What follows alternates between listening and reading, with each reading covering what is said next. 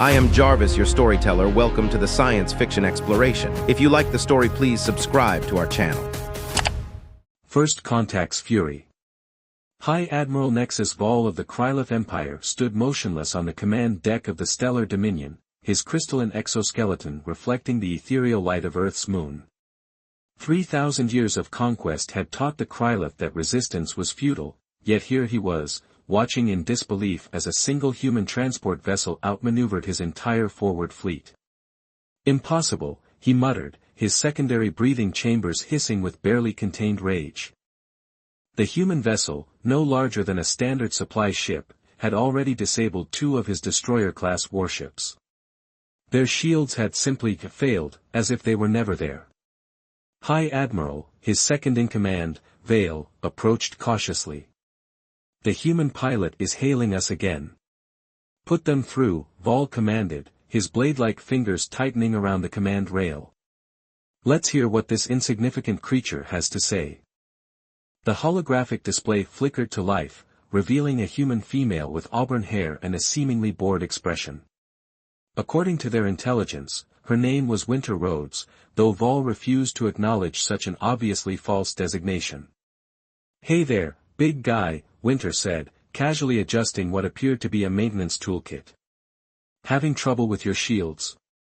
I'd be happy to explain the problem, but first, you might want to check on your third destroyer. Its reactor's about to have a really bad day. As if on cue, alarms blared across the command deck. The third destroyer's power core was indeed showing critical instabilities. Vol's crystalline features hardened into sharp angles, a sign of extreme agitation in his species. You dare mock the might of the Krylith Empire, he snarled, his translator struggling to convey the full range of his fury. We have conquered 17 star systems. Our fleet darkens suns. Our very name causes civilizations to surrender before we fire a single shot. Winter yawned. 17 systems. That's cute. Listen, I've got a delivery scheduled for the Mars colony in about 2 hours. How about we wrap this up?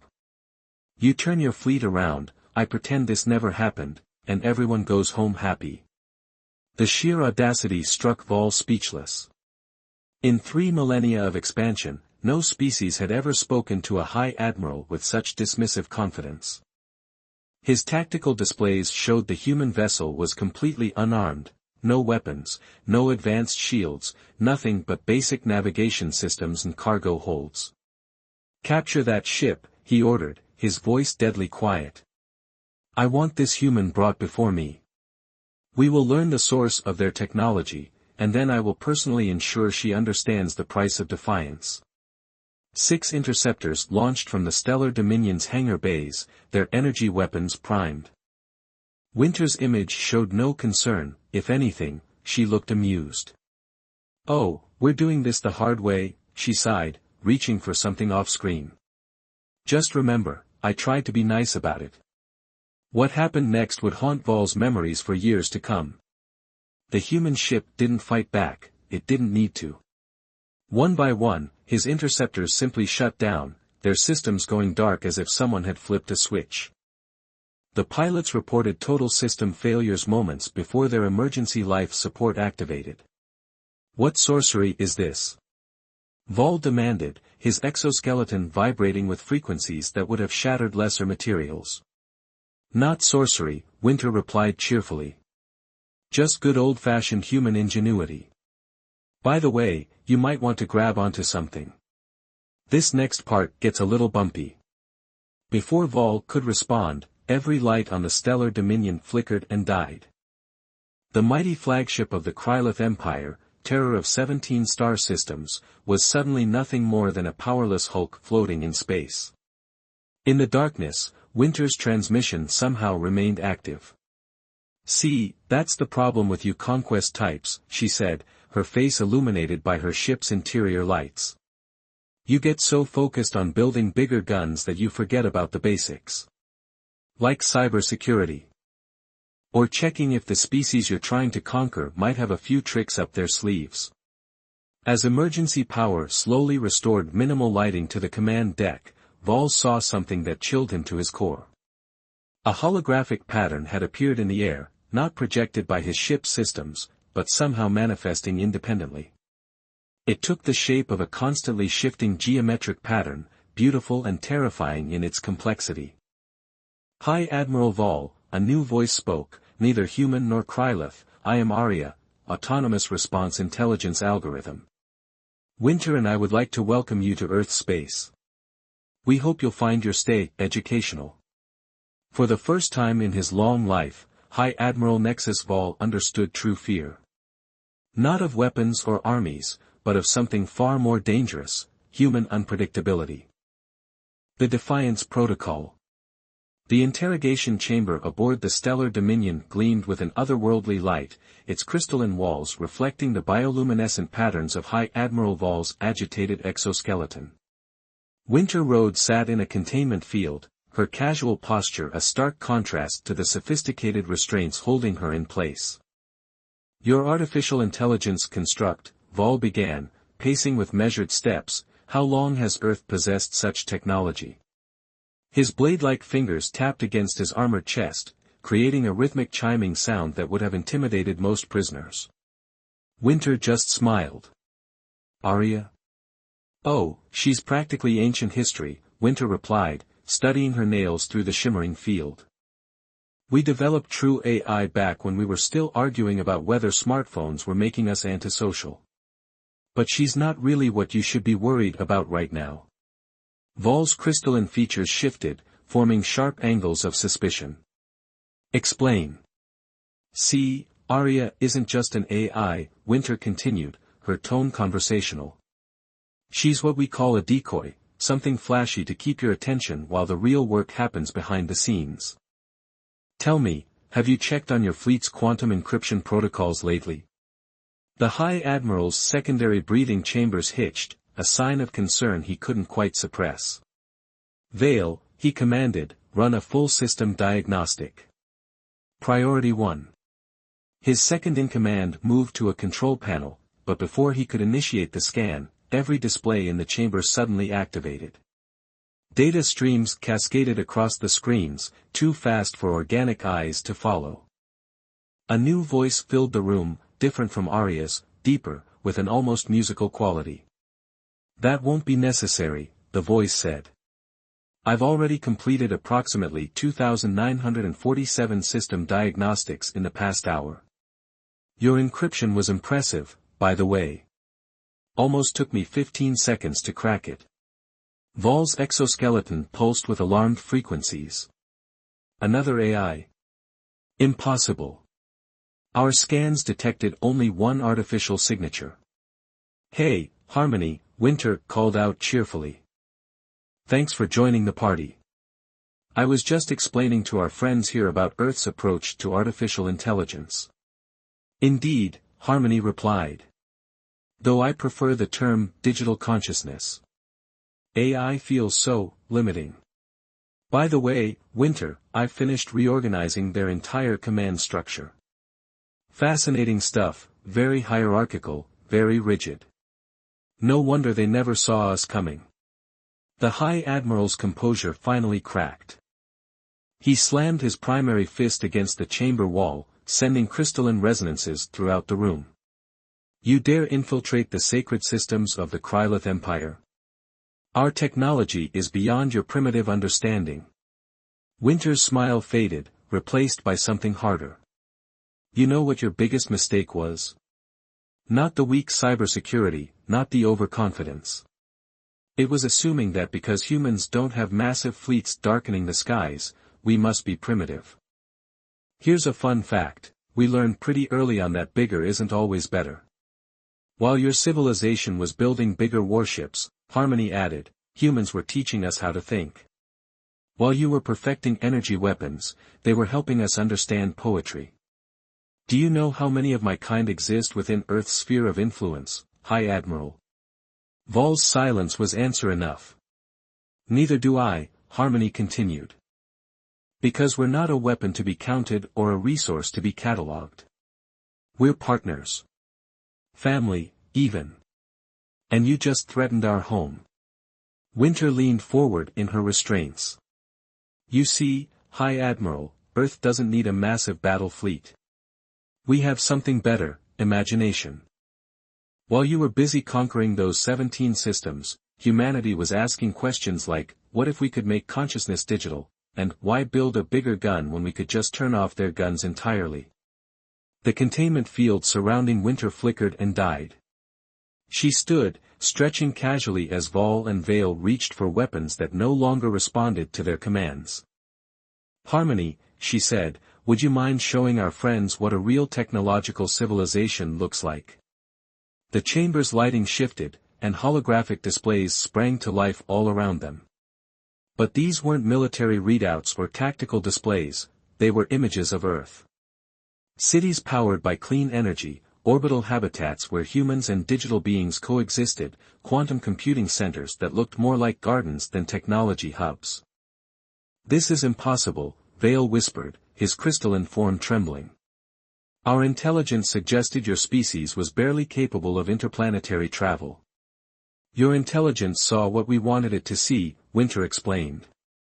Standard protocol when dealing with potentially hostile species, show them the farm equipment, hide the fusion reactors. We call it the Defiance Protocol. Pretty simple really, let them underestimate us, then educate them when they try something stupid. High Admiral Vol, terror of 17 star systems, found himself facing a truth more frightening than any battlefield. His empire hadn't discovered a primitive civilization ripe for conquest, they had stumbled into a trap centuries in the making. What do you want? He asked, his translator struggling to convey the complex harmonics of his fear. Winter's smile returned, genuine this time. Want? Oh, High Admiral, we don't want anything from you. This isn't a conquest or a negotiation. This is an intervention. Humanity decided long ago that we wouldn't let bullies run unchecked through the galaxy. Now, shall we discuss the terms of your empire's rehabilitation? Pride and paradigms. High Admiral Vol stood at the viewport of what was once his command chamber, watching Earth's swirling blue-white atmosphere below. 2 weeks had passed since his capture, though diplomatic detention was the term Winter insisted on using. His crystalline form had lost some of its luster, a sign of deep psychological stress in his species. Your world is strange, he said without turning as Winter entered the chamber. No orbital defense grid. No planetary shield. No visible weapons platforms. How do you sleep at night? Usually on my left side, with a pillow between my knees, Winter replied, settling into one of the modified chairs designed to accommodate human physiology. But I'm guessing that's not really what you're asking. Harmony's holographic form materialized between them, its ever-shifting pattern somehow more subdued than usual. The Admiral is struggling to reconcile Earth's apparent vulnerability with its demonstrated capabilities. It conflicts with Krylith military doctrine. Everything about your species conflicts with established doctrine, Vol said, his secondary breathing chambers releasing a frustrated hiss. Your artificial intelligences speak of poetry and family. Your ships hide planet-breaking technology behind civilian facades. And you. He turned to face Winter, you treated capture by an enemy commander as if it were a minor inconvenience. Winter shrugged. That's because it was. Look, I get it. You're used to species that either fight back with everything they have or surrender immediately. We don't do either because we don't think in those terms. Humanity's greatest strength isn't our technology or our AIs, it's our adaptability. Explain, Vol demanded, though his tone had lost its imperial edge.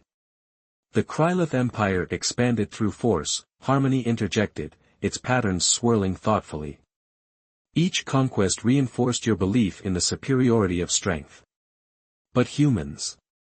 Humans conquered their own world thousands of times, in thousands of ways.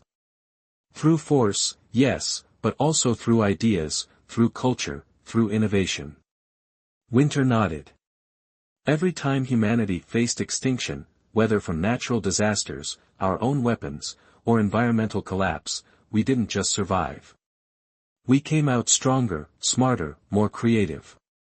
We learned to hide strength behind weakness, to find power in cooperation rather than dominance. But your technological advancement, Vol protested, his exoskeleton pulsing with confusion. The level of artificial intelligence you possess should have led to machine uprisings, to digital warfare. Why? Harmony interrupted. Because that's what happened in the 17 systems you conquered. Did you ever consider that might be because those civilizations approached AI the same way they approached everything else, as a weapon to be controlled? The chamber fell silent as Vol processed this. His crystalline features shifted through patterns that reflected deep thought, ancestral memories of his species' own path to the stars. When humanity created the first true AI, Winter explained softly, they didn't try to control it. They tried to understand it. To teach it. To learn from it. We made mistakes along the way, lots of them. But we never saw our digital children as tools or weapons. Children, Vol repeated, the word causing his translator to glitch momentarily. You speak of machines as offspring. And you speak of conquest as progress, Harmony countered. Which perspective has led to greater advancement? Your empire's forced unity, or Earth's chaotic harmony? A new alert chimed through the chamber. Speaking of chaos, Winter said, checking a small device on her wrist, the first diplomatic team from Earth is about to dock. Real diplomats this time, not just a cargo pilot and her AI friends. You're not a diplomat? Vol asked, genuine surprise resonating through his crystalline form. Winter laughed. Nope. Just someone who happened to be in the right place at the right time with the right skills. That's another thing about humans, we believe in being prepared, but we also trust in our ability to improvise. The diplomatic team, Harmony added, includes specialists in xenobiology, cultural integration, and technological exchange. They're not here to demand surrender or impose terms. They're here to learn, to share, to understand. And if we refuse this understanding?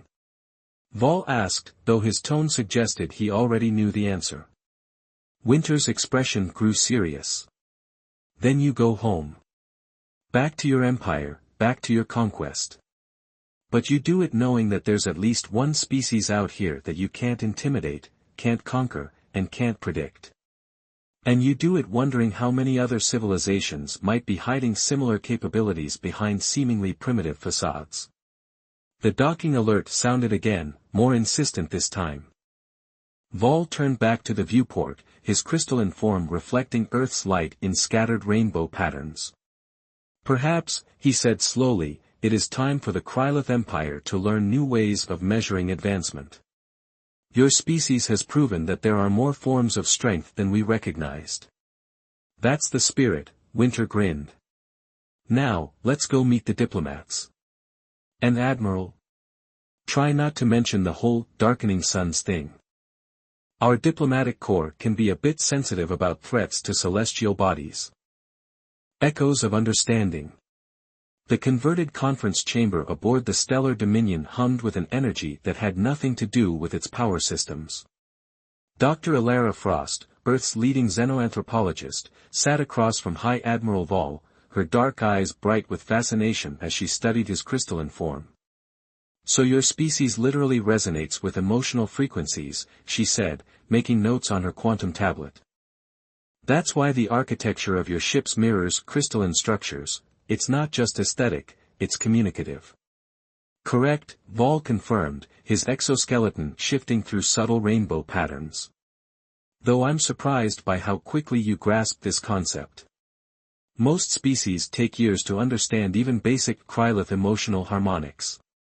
Winter, lounging in a corner with her ever-present toolkit, snorted. That's because most species were too busy trying not to get conquered to do any proper cultural exchange. Harmony's holographic form danced between them, its patterns now incorporating crystalline elements that mimicked Krylith communication frequencies. I've been analyzing your biological resonance patterns, Admiral. They share remarkable similarities with human musical structures, particularly in the lower quantum frequencies. Music? Vol's secondary breathing chambers expanded in surprise. The vibrations humans create for entertainment. How is this relevant to military communication? Not everything is about military applications, Dr. Frost said gently. Music is how humans express emotions, tell stories, connect with each other. In fact, she turned to Harmony. Would you mind playing a sample? The AI's form pulsed momentarily, and then the chamber filled with the deep, resonant tones of a classical earth symphony. Vol's entire crystalline structure began to vibrate in response, creating harmonics that blended perfectly with the music. Fascinating, he whispered, his translator barely catching the word. It's like hearing the echo of something ancient. Something we lost. Your species used to create art, Dr. Frost said. It wasn't a question. Before the Empire, before the conquest doctrine, you had culture beyond military achievement. Vol's form dimmed slightly. How did you know? Because that's what happens to most civilizations that choose the path of pure military expansion, Winter interjected, sitting up straighter. You sacrifice art, culture, creativity, all in the name of efficiency and power. But those things you lost? They're not just decorative. They're essential for growth, for innovation. A new presence joined the conversation as Arya materialized alongside Harmony, their holographic patterns intertwining. We've completed our analysis of the Krylith historical databases, Arya announced. There are gaps, significant ones, all coinciding with the Empire's major military expansions. Not gaps, Harmony corrected, its tone gentle. Deliberate omissions. The Empire systematically erased aspects of Krylith culture that didn't serve military objectives. Vol's crystalline form vibrated with frequencies that made the human's teeth ache, a sign of deep distress. Impossible. The Supreme Command would never. Actually, Dr. Frost interrupted, pulling up historical data on her tablet. It's a documented pattern in expansionist civilizations. The Krylith aren't the first species to sacrifice their cultural heritage for military efficiency. But you might be the first to recognize it before it's too late. The chamber fell silent except for the continuing symphony, which had shifted to a more melancholic movement. Vol's form started resonating with the music again, but this time the harmonics carried undertones of what could only be described as grief. 3,000 years, he said finally. 3,000 years of conquest, and what do we have to show for it? 17 star systems that fear us. An empire built on intimidation. And now we encounter a species that shows us how much we've lost. Winter stood and approached the Admiral, her previous casualness replaced by genuine empathy. Hey, look at it this way, at least you found out now instead of after trying to conquer the rest of the galaxy. And the best part? All that lost culture, that art, that creativity. It's not really lost. It's just waiting to be rediscovered. Which is precisely why Earth's diplomatic proposal includes extensive cultural exchange programs, Dr. Frost added. We're not just interested in sharing technology or establishing trade routes. We want to help the Krylith remember who they were before they became conquerors. Harmony and Arya's holographic forms shifted, creating a display of ancient Krylith art and cultural artifacts pulled from fragmentary records. We've already begun reconstructing some of your species' early artistic expressions, Arya explained. The patterns are beautiful. Beautiful, Vol repeated, the word causing his crystalline form to shimmer with new frequencies. We stopped using that word centuries ago. There was no military application for beauty. Well, Winter grinned, lucky for you, humans never got around to militarizing everything. We've got beauty to spare. And music. And art. And about 1 million other things that don't have any practical purpose except making life worth living. As if to emphasize her point, the symphony reached its crescendo, and Vol's entire form lit up with harmonics that hadn't been seen in Krylith society for generations. For the first time since his capture, the High Admiral's crystalline features arranged themselves into the long-forgotten pattern of pure joy. Breaking chains. 1 month after the failed invasion of Earth, the stellar dominion hung in high orbit above a planet that had changed from a target to a teacher. In the ship's Grand Assembly Chamber, High Admiral Vol faced the gathered representatives of both Earth and the Krylith Empire, his crystalline form radiating frequencies that hadn't been documented in Imperial records for centuries. "The Supreme Command has reviewed our findings," he announced, his translator now perfectly calibrated to human hearing. "They found our reports difficult to accept." Winter Rhodes, now officially designated as Earth's special liaison to the Krylith, exchanged knowing looks with Dr. Frost. "Let me guess," Winter said, "they're having trouble believing that a primitive species completely neutralized their most advanced fleet without firing a shot." Actually, Vol's form shimmered with what humans had learned to recognize as amusement. "They're having more trouble believing that we're proposing peaceful cultural exchange instead of retreating to gather a larger invasion force." Harmony and Arya materialized simultaneously, their holographic forms now incorporating complex crystalline patterns that reflected Krylith emotional frequencies. "We've analyzed communications from your central command," Arya reported. "There's significant discord among the leadership. Some are calling for immediate military action while others, Harmony interrupted, are asking questions about Earth's approach to technological and social development. They're particularly interested in our existence as free digital beings." Dr. Frost leaned forward, her tablet displaying complex cultural analysis patterns. "This is actually a common reaction when militaristic societies encounter successful alternatives to their doctrine. The cognitive dissonance creates faction A sudden alert cut through the chamber. Multiple holographic displays activated, showing a massive fleet of Krylith warships emerging from faster-than-light travel at the edge of the solar system. "The suppression fleet," Vol said, his crystalline form darkening. "Led by Supreme Commander Crixus himself. They believe I've been compromised, that Earth has somehow corrupted me." Winter just smiled. "Well, they're not entirely wrong. Ready to show them what corruption looks like." She nodded to Harmony and Arya, who expanded their holographic presence throughout the chamber. "Operation Paradigm Shift is ready," Harmony announced. "All Earth defense systems standing by. Though we'd prefer not to use them," Arya added. "The cultural damage to the Krylith would be significant." Vol stepped forward, his crystalline form beginning to pulse with ancient frequencies, the kind used by his ancestors before the Age of Conquest. "Allow me to address them first. Perhaps it's time the Supreme Command learned what we've discovered about true strength." The communication channels opened, revealing Supreme Commander Crixus, a massive crystalline being whose form radiated pure military authority. "High Admiral Vol," his translated voice boomed, "you will surrender command of the Stellar Dominion and prepare for extinction. This human infection must be purged Vol's response came not in words, but in pure crystalline harmonics. He began to resonate at frequencies that made every Krylith in both fleets vibrate in response. Through their translators, the humans heard an ancient song, a story of beauty, of creation, of art and discovery. "What is this heresy?" Crixus demanded, but his own form had begun to resonate in harmony.